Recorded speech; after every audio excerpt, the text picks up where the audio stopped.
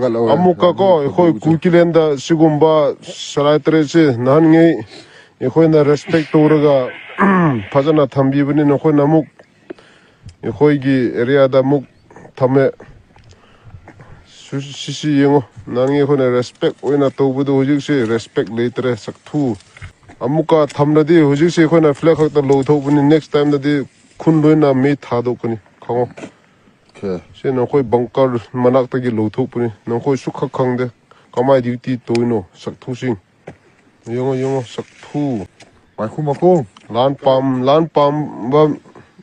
me kai macha kai dro khoi lamda no khoi na no khoi gi salai tret hai bra sulai tret hai bra nga thu tret hai bra Quran bat tret ne Gatu tarit. pura fake news da sanaba me tai macha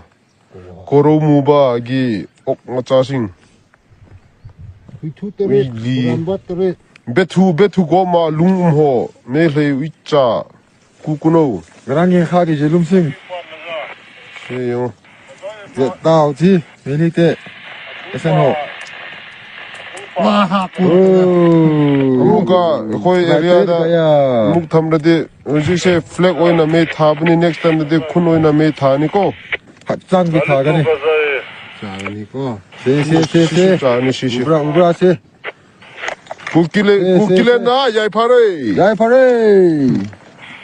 Okay.